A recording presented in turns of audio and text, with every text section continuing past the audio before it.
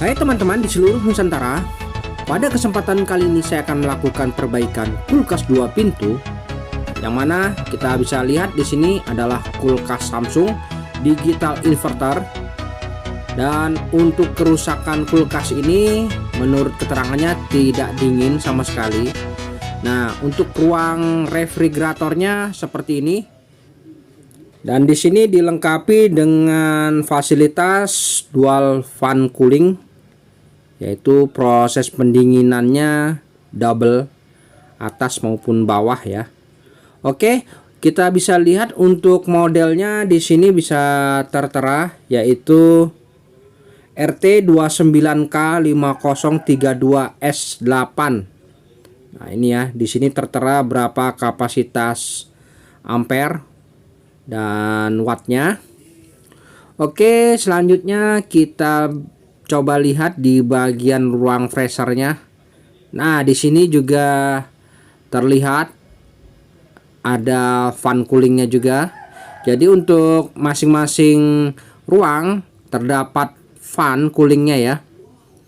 Oke, selanjutnya kita beralih ke bagian belakang.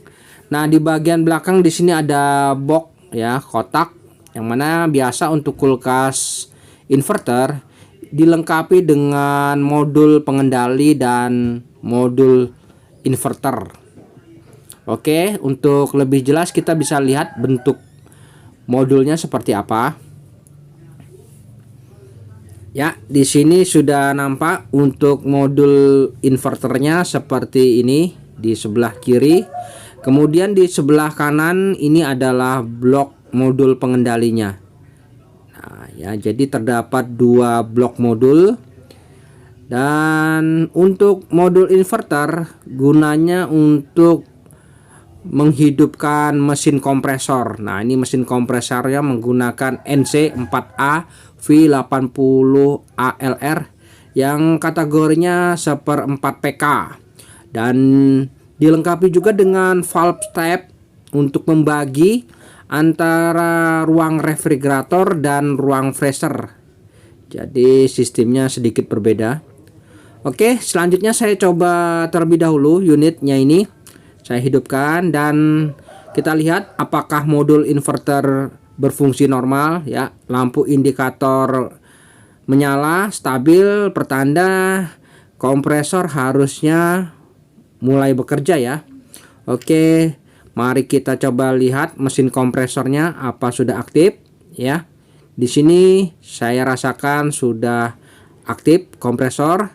Kemudian kita bisa raba di bagian pipa press, pipa tekannya ini apakah terasa hangat atau panas. Ya, kita tunggu saja dalam beberapa menit dalam masih proses beroperasi ini, dan pastikan lampu indikator di inverternya tidak mati atau kedip ya. Oke, coba kita lihat di ruang refrigerator. Nah, di sini memang terdapat fasilitas twin cooling ya. Jadi sistem pendinginannya sendiri. Kemudian di ruang freezer juga terdapat fan coolingnya juga di sini ya. Nah, jadi sendiri-sendiri, yang mana pada umumnya untuk kulkas untuk ruang refrigerator itu tidak ada fannya. Namun untuk jenis kulkas inverter ini ruang refrigeratornya memiliki kipas tersendiri. Baik, kita coba tes, kita raba. Ternyata tidak ada terasa hangat di bagian pipa-pipanya. Di sini kita coba dengarkan di bagian bodi kulkasnya ini seperti ada suara kemerucuk air ya. Oke, sepertinya ada indikasi kebocoran freon ya pada sistem. Di sini saya rasakan tidak ada terasa hangat sedikit pun untuk pipa press maupun bagian filter dryernya ini. Jadi sepertinya memang indikasi ada kebocoran freon. Untuk itu kita akan coba cari di mana kira-kira kebocorannya. Baik, saya coba matikan saja unitnya supaya lebih enak kita dalam hal mencari kebocoran. Untuk mencari kebocoran pada kulkas, kita fokus di bagian belakang terlebih dahulu. Perhatikan apakah ada sesuatu yang mencurigakan di sekitaran pipa di bagian belakang ini. Ya, kita perhatikan. Untuk pipa di penampungan biasa memang di sini sering terjadi kebocoran. Kita harus pastikan betul-betul ya. Oke. Sambungan-sambungan kita perhatikan ya semuanya. Dan di sini saya sedikit curiga ada terjadi berkarat di sekitaran filter ini. Mungkin lebih pastinya kita akan coba tes cek kebocoran dengan memberikan tekanan langsung pada kompresor. Namun sebelumnya kita pastikan dulu apakah benar tidak ada freon pada sistem. Kita akan coba potong di pipa pengisian ini. Di sini kita coba potong apakah ada kandungan gas freon ya pada sistem pada saat kita melakukan pemotongan ini. Oke, saya coba potong dulu dan coba saya rasakan nanti apakah ada gas freonnya. Oh, ternyata tidak ada ya. Jadi sama sekali tidak ada kandungan gas freon pada sistem. Jadi ini positif.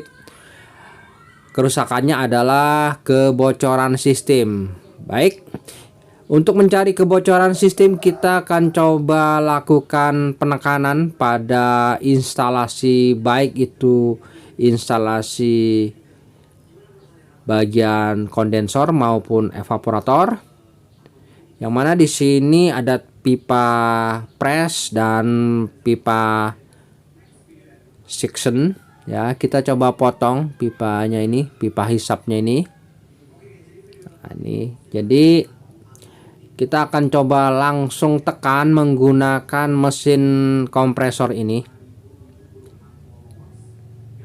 supaya lebih mudah. Dan pada pipa hisap ini di sini kita akan coba berikan pentil pengisian untuk mengetahui berapa besar tekanan yang akan kita berikan, karena dengan diberikan pentil pengisian ini kita bisa memasang manifold nanti di sini dan akan mengetahui berapa besar tekanan yang telah kita berikan. Oke, di sini saya pasang pentil pengisian dan selanjutnya kita bisa lakukan pengelasan dulu. Oke. Jadi seperti ini caranya. Kita harus pastikan di bagian pipa kondensor maupun di pipa evaporator apakah mengalami kebocoran freon. Nanti akan terlihat di mana permasalahannya ini. Oke, untuk pemasangan pentil di pipa hisapnya sudah saya berikan. Nah, ini. Kemudian kita coba siapkan manifold. Nah, di sini saya coba siapkan manifold untuk saya pasangkan pada pipa yang menuju ke jalur evaporator. Nah, ini. Oke. Jadi dengan metode ini mungkin kita bisa lihat nanti di mana kebocorannya. Oke, selanjutnya untuk keran manifold saya tutup dulu ya. Dan kita akan coba berikan tekanan menggunakan mesin kompresornya sendiri. Ya, di sini jarum menunjukkan di 0 PSI ya. Kita coba berikan tekanan paling tidak di kisaran 300 PSI. Saya rasa sudah cukup ya, tidak perlu besar. Oke, ini unit sudah saya coba hidupkan dan pastikan untuk lampu indikator pada modul inverternya aktif ya. Jadi ini sudah aktif. Yang pasti mesin kompresornya sudah bekerja. Dan di sini sudah mulai melakukan proses penekanan.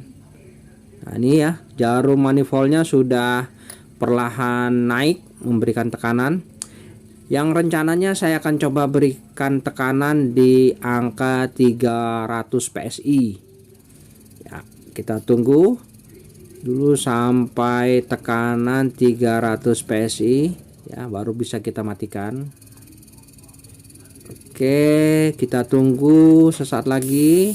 Ya, oh, ternyata di sini ada kebocoran yang sangat spontan tiba-tiba ya di bagian filter ini. Nah, di sini nampak ada kebocoran ternyata. Nah, jadi untuk kerusakannya sudah jelas ya. Ada kebocoran pada ini sambungan di filter ini yang menuju ke kondensor ternyata. Jadi fix permasalahannya di sini. Oke, untuk unitnya kita matikan dulu dan selanjutnya kita bisa fokus saja langsung di bagian sambungan ini. Mungkin kita bisa potong nanti dan kita sambung kembali secara benar ya. Oke, saya coba habiskan dulu tekanannya. Kemudian kita bisa mulai melakukan proses pemotongan. Nah, pemotongan ya. Kita potong saja di sini, kemudian kita bisa las kembali nantinya. Oke, jadi ternyata memang ada kebocoran sistem yang tak terlihat. Dan setelah kita berikan tekanan ya, paling tadi kisaran sekitar 250 sampai 300 tadi, ternyata tidak dapat membendung dan kebocorannya pun bisa kita rasakan bersama di kisaran ini ya ternyata. Oke, jadi kita tidak perlu susah payah mencari kebocorannya, ternyata kita bisa lihat secara langsung kebocorannya di bagian filter ini. Baik, selanjutnya kita coba lakukan pengelasan saja untuk di bagian filter ini. Setelah kita potong, kita las kembali, dan untuk menyatukan antara tembaga dan besi kita gunakan campuran borak ya. Jadi untuk mempererat, menyatukan bahan tembaga dan besi, kita gunakan campuran boraks ya teman-teman dalam proses pengelasan. Oke, sudah terlas dengan baik, dan selanjutnya kita bisa lakukan pengecekan kembali apakah memang betul-betul sudah mantap ya sambungan yang telah kita lakukan.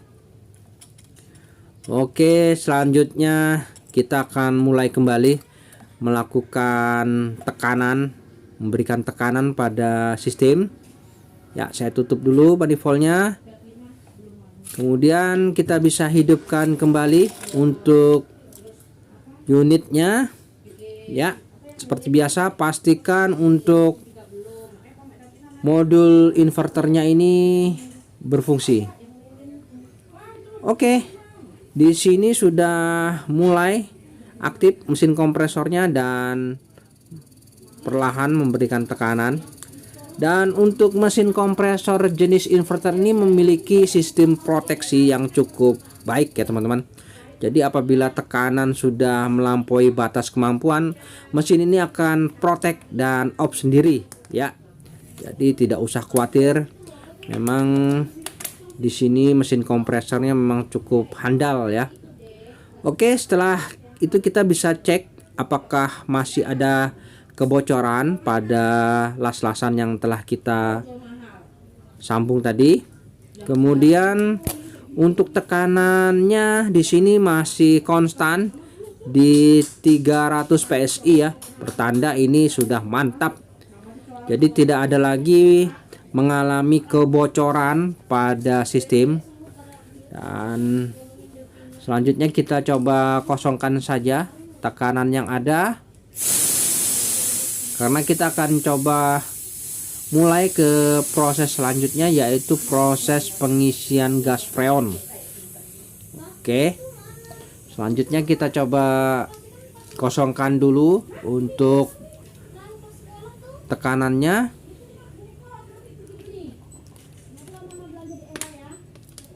Ya, di sini sudah tidak ada lagi kandungan tekanan, dan kita akan coba lakukan penyambungan kembali untuk pipa hisapnya ini ya, menuju ke kompresor. Jadi prosesnya seperti ini untuk melakukan pengecekan di mana kebocoran pada unit. Jadi kita fokus di bagian belakang dulu. Apabila di bagian belakang sudah tidak ada lagi kebocoran, ya berarti kita bisa beralih ke bagian depan. Namun di sini sudah nampak kebocoran ternyata di bagian pipa kondensor yang menuju ke filter dryer. Mungkin karena usia yang sudah lumayan lama ya teman-teman. Tadi memang saya ada curiga memang di situ ada berkarat. Jadi ternyata memang disitulah letak permasalahannya, sehingga pada instalasi unit ini mengalami kebocoran sistem. Oke, ini untuk pipa hisapnya sudah saya sambungkan di unit kompresor. Kemudian saatnya kita melakukan proses pemakuman. Oke, di sini saya menggunakan proses vakum body. Nah, seperti biasa saya siapkan paku dan sedikit pipa kapiler, yang mana saya akan coba memberikan sedikit lubang untuk masuk pipa kapiler di bagian filter dryernya. Oke. Di sini saya buatkan lubang sedikit untuk proses pemakuman bodi, yang mana udara akan saya buang melalui jalur pipa kapiler di sini. Nah, ini seperti ini ya. Kita berikan lubang sedikit saja ya, tidak usah terlalu besar.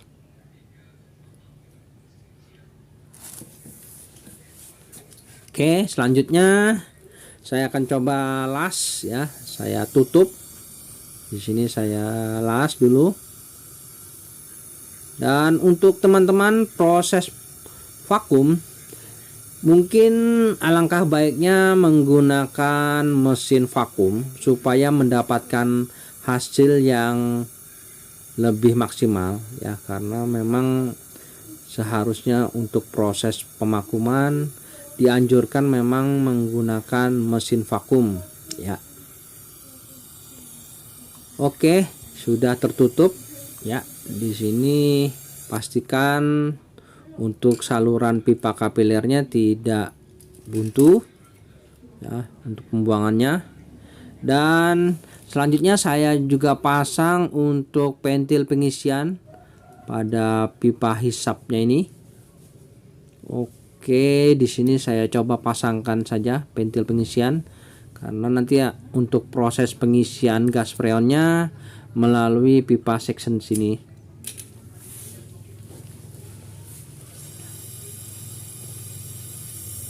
Oke, saya coba lakukan proses pengelasan pada pipa untuk saluran pengisian gas freonnya di sini ya, teman-teman.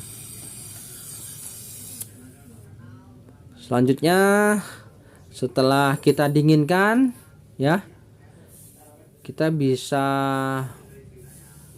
melakukan proses pemakuman ya. Jadi untuk proses pemakuman ini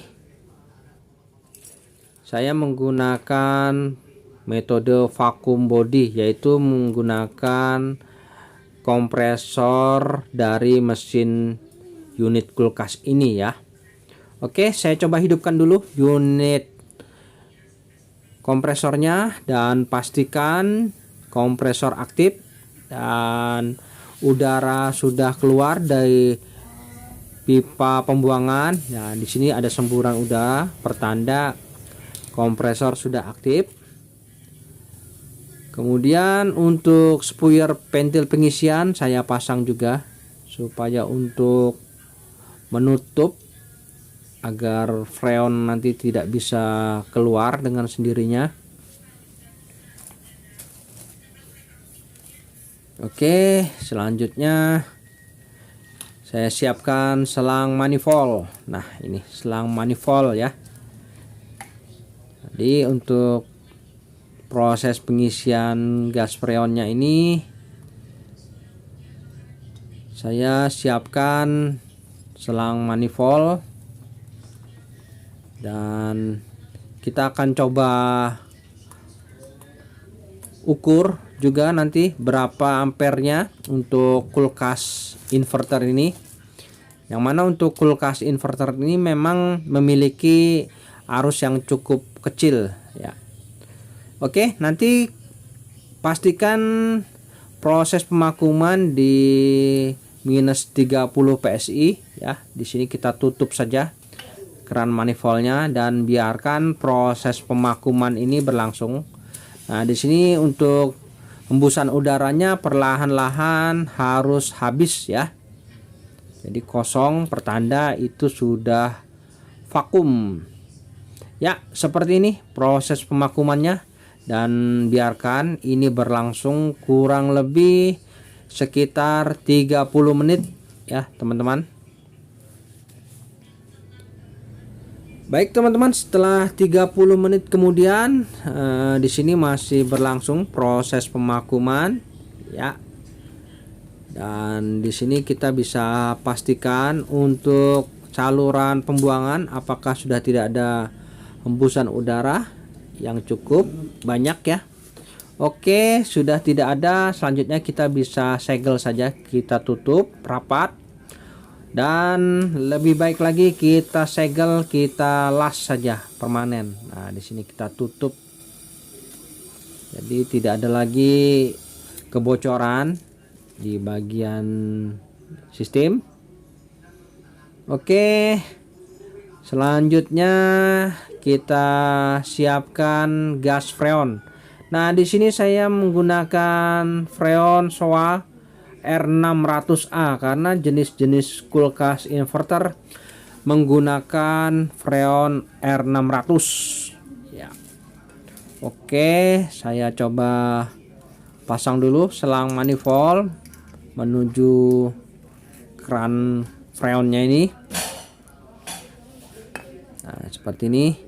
Dan untuk proses pengisian freon pada sistem, stepnya jangan lupa ya, untuk keran freon kita buka terlebih dahulu. Nah, ini pastikan untuk gas freonnya sudah menekan pada selang manifold yang berwarna merah. Nah, di sini ini belum masuk ke unit ya, karena keran manifold kita tutup. Jadi kita buang dulu ya udara yang terjebak pada selang manifold yang berwarna merah. Oke, setelah itu tidak ada lagi udara yang terjebak di selang manifold, baru kita boleh mengisi gas freonnya ya. Oke, di sini sudah menunjukkan di minus 30 PSI dan kita bisa mengisi gas freonnya secara perlahan-lahan. Oke, kita coba isi gas freonnya sedikit demi sedikit. Nah, di sini sudah masuk freon pada sistem. Kemudian kita coba ukur arus ampernya berapa ampere, karena untuk kulkas inverter ini arusnya cukup kecil ya, sekitar 0,75 atau 0,8 itu sudah cukup ya. Di sini belum ada beban, terukur untuk arusnya di 0,2 ya, masih cukup kecil ya. Jadi tanpa beban masih 0,2. Selanjutnya kita kembali lagi isi gas freonnya ini ke sistem secara perlahan-lahan. Dan di sini kita bisa lihat berapa tekanan untuk gas freonnya apabila yang normal berapa PSI, mungkin di sini akan terlihat semua, dan berapa arusnya nanti kita bisa lihat. Nah, di sini cukup kita lakukan proses pengisian gas freonnya secara perlahan-lahan ya, karena masih di bawah 0 PSI di sini untuk tekanan gas freonnya. Kita coba rasakan di pipa tekannya ini sudah mulai terasa panas ya. Oke, di sini kita rasakan. Untuk filter dryernya di sini masih belum terasa hangat ya. Mungkin nanti baru bisa kita rasakan apabila tekanan gas freonnya sudah mencukupi. Selanjutnya kita mulai tambahkan lagi ya, sedikit demi sedikit, dan biarkan saja. Pastikan kita jaga di jarum 0 PSI ya, di bawahnya 0 PSI, karena untuk tekanan gas freon R600 ini cukup kecil. Oke, sementara arusnya sebesar 0,43 ampere. Saya rasa masih belum cukup ini ya. Mungkin untuk mempercepat bisa kita goncang-goncang ini freonnya yang di kaleng ya, untuk mempercepat proses pengisian. Ya, di sini sudah mantap ya, terasa panas. Filternya juga sudah mulai terasa sedikit hangat, namun masih belum cukup. Kita lihat arusnya ya, 0,47, jadi masih kurang sedikit. Kita bisa tambahkan lagi ya. Yang pasti kita miliki standar paling tidak di 0,75 ampere. Oke, untuk gas freonnya kita isi, kita tambahkan ya. Pastikan di skala 0 PSI. Ya, kita tunggu saja, memang sedikit demi sedikit proses pengisiannya ini ya. Oke, coba kita lihat. Nah, ini ya sudah mendekati di 0 PSI, dan coba kita raba di filternya ini. Nah, di sini sudah mantap ya, terasa hangat sudah untuk filter dryernya. Dan untuk ampernya berapa di sini? 0,6 ya. Tinggal sedikit lagi ini sudah ya. Jadi mungkin perlu kita tambah sedikit karena untuk arusnya masih belum cukup ya, masih, dan tekanannya masih belum pas ini di 0 PSI. Mungkin kita bisa tambahkan sedikit lagi, biarkan ya. Ini sudah sepertinya mantap ini filternya ya, sudah mulai terasa hangat sekali. Dan untuk arusnya sudah di 0,7 ya. Saya rasa proses pengisian gas freonnya sudah cukup ya, di ampere 0,7. Kemudian untuk tekanannya di 0 PSI ya. Selanjutnya kita bisa tutup saja. Ini untuk box modulnya ini kita tutup, kita rapikan semua, karena untuk proses pengisiannya sudah selesai ya. Dan kita bisa rapikan saja untuk filter dryernya ini. Coba kita masukkan saja ke posisi yang lebih aman. Oke, selanjutnya untuk pentil pengisian kita tinggal putar dan kita lepas saja. Kemudian jangan lupa kita beri penutup tambahan supaya lebih erat agar tidak terjadi kebocoran halus ya. Oke, dinding-dindingnya saya rasakan mantap ya, sudah terasa hangat. Kemudian di sebelah kanannya juga sudah hangat ya, mantap. Selanjutnya kita akan coba cek bagaimana hasil sementara. Nah, di ruang refrigeratornya ini kita coba rasakan ya, sudah mulai terasa hawa dingin. Namun untuk pembuktian di sini saya coba berikan air mineral. Dalam proses pengetesan kita perlukan waktu paling tidak 2 hari, kita bisa tahu hasilnya apakah sudah normal atau tidak. Kemudian di ruang freezernya ini kita juga akan tes. Saya berikan air mineral yang mana nanti dalam waktu 2 hari akan membeku dengan sempurna ya teman-teman. Baik, kita tinggal sejenak dan kita akan coba cek kembali dalam beberapa hari kemudian ya teman-teman. Baik teman-teman, setelah 2 hari kemudian saya coba lakukan pengecekan kembali bagaimana hasilnya untuk kulkas inverter ini. Untuk ruang refrigerator di sini air mineral yang kita tes, wah mantap ya dinginnya ya, sudah terasa nyes di sini. Coba kita rasakan ya. Oke, ruang refrigerator normal, tidak masalah. Dan kemudian untuk ruang freezernya, wah kepulan hawa dinginnya berhamburan. Dan untuk proses pembekuannya sangat sempurna ya teman-teman. Di sini bisa kita rasakan ya, mantap ya. Oke teman-teman, jadi untuk proses pembekuannya juga sangat sempurna di ruang freezernya ini. Lihat ya, di sini sangat mantap ya teman-teman. Baik teman-teman, sampai di sini dulu perjumpaan video saya dan kita akan ketemu lagi pada video-video saya selanjutnya. Sampai jumpa.